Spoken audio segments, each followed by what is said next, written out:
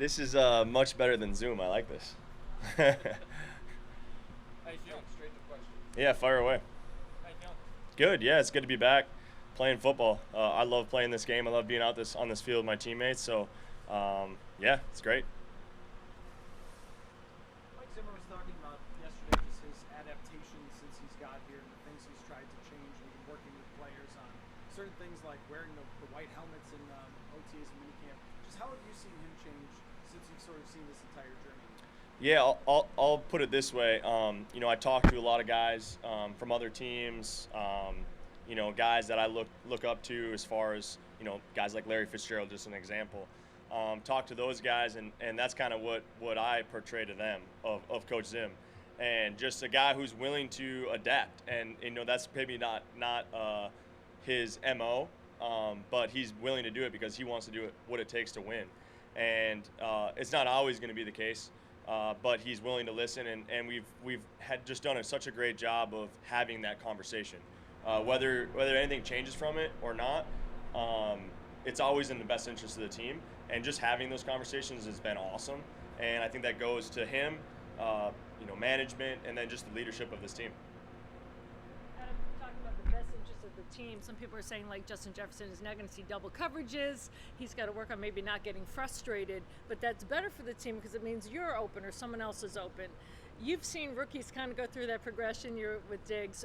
Do you give them advice in that situation, or have you had talks to them about that? Yeah, we talk through all kinds of things, right? We both love the game of football. We both love to make plays. We both like to help the team win, and that's why we're here.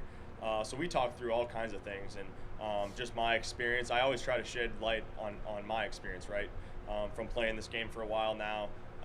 And so, yeah, like I said, we've talked through those situations, and again, he's such a good guy and such a great teammate that I don't think he's the type of guy that's going to get frustrated with those situations. He's just going to take it head on and know that that's a compliment. When teams are doubling you and putting a lot of attention on you, that's a compliment, and it makes you work harder, and that's the type of guy he is. Adam, last year you had no OTAs, no minicamp. Guys were just kind of rolling in. You were in acclimation period right now. How different, if at all, the first few practices of camp feel this time around? Well, I'll say this: it's just the guys in this locker room, me included. We love to play football, and we love to be on the practice field. And you can say what you want about OTAs and all that, but man, it's fun being on this football field. And so I think just the development of this team, just the chemistry that we've been able to build over the summer, and then now going into camp, I think those are the things that pay dividends. And we're excited. We're excited to be on the field. I mean, you could see it when we first came out for that first practice, and you saw fans in the stands. Because you hear about it, you knew it was going to happen, but until it actually, you get out there and you see the fans, you see the excitement of the players, right? Like, guys are having a smile on their face. They're excited to be here because this is why we play. It's a kids' game. We get to play in front of fans, and it's fun for us to be in those situations, especially after going through last year. Adam, do you remember in like the late 90s, early 2000s watching Jimmy Smith and Keenan McCardle? I do, yeah, for sure. I don't want to date Coach here, but those were I definitely remember watching him. It was a long time ago, but I definitely remember watching him, hearing about his name. And then even when he got into coaching, hearing his name talked about as one of the better wide receiver coaches out there, and just what he's able to do coming from a player's perspective, that's gone through it for a lot of years. What was he, 16, 17 years? That's pretty impressive. So the cool thing about that is he relates to so many different guys, right? Veterans, rookies. He relates to so many guys and has so much knowledge and information. And when you take advantage of that, it's pretty special and very fortunate to have him. Has he shown you any of his like film from those days? Well, we gave him a little fine today because we call it the living in the past fine. And so he was talking about one game where he had 3 touchdowns, and so we had to give him a little fine, a little ding for living in the past. But no, we enjoy when he brings up some of that stuff because, again, it's just experience, right? It's just like me when I talk to the young guys. It's just coming from experience. They can use it how they want to, but it's just when you have that experience, it's fun to be able to share it and talk about it, and we still like to have fun with it too. He was was credited for the way he grinds despite his resume. Can you players tell, like, when a coach goes the extra mile? Yeah, you can tell that it means a lot more to him than just just what he's done in his past. He's genuinely loves being on the football field. You don't play 17 years in the league if you don't love football. You just don't. I don't care who you are. And you also don't get into coaching after playing 17 years if you don't love football and love teaching and coaching. So again, we're very blessed and lucky to have him.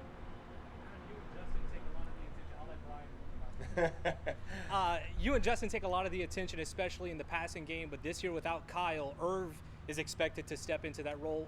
What do you think is in store for Irv in 2021? Well, he's another one of those guys, like when I talk about Justin, he just loves the game of football. He's such a great teammate. And I hate to just saying all these cliche things, but it's so true. And it's hard for me to express how much how much love I have for those guys because of that, because of what great teammates are, how much work they put in the off seasons. I see him busting his tail when he doesn't have to. Not when he's here on the football field, but when he's away from the building, at home, he's busting his tail, trying to prepare to help this team win games. And that's the type of guy he is. And again, we're lucky to have him. And I think there's some big things in store for him because of that. The teams are going to have to adjust. They're going to have to play certain guys certain ways, and that's going to give other guys opportunities to make plays, and he's one of them. What are some of the unique traits that a player like D.D. Westbrook can bring and develop the offense with? Yeah, just another playmaker. The more playmakers you have in offense, just like I talked about Irv, the more guys you have that can make plays. Teams can't just zone in on certain things, right? His speed, his quickness, his ability to play multiple positions. I haven't been around him a long time, but I'm starting to learn him more and more, and I think just those things I talked about, the quickness, the speed, and his ability to play a lot of different positions. Adam, we talked with Justin about the expectations he's facing. You sort of went through that in 2017 where everyone was coming here to interview you and things like that. How did you kind of keep your focus while there was all that attention coming your way?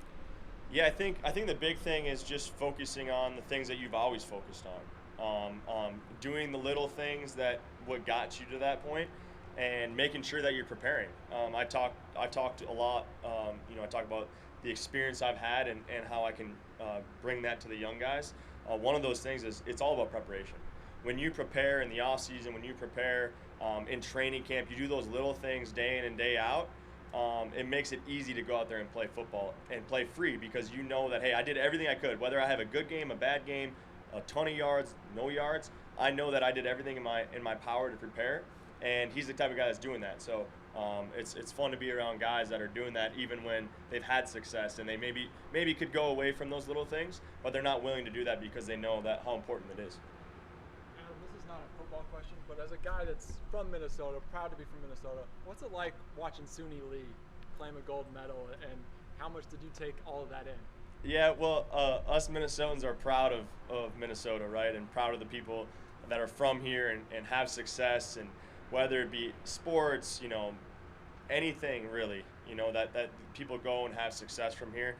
So I'm proud. I tweeted it out, excited about it. It's pretty cool how many great athletes, competitors, people come from this great state and go and do big things. So I always like to pub them and promote it and excited for them and her. If you were in the Olympics, what sport would you be? Have you seen the speed walking? I'm a heck of a speed walker. Yeah. I actually was practicing in the building on the way here. So. Awesome. Thanks, guys. Appreciate it.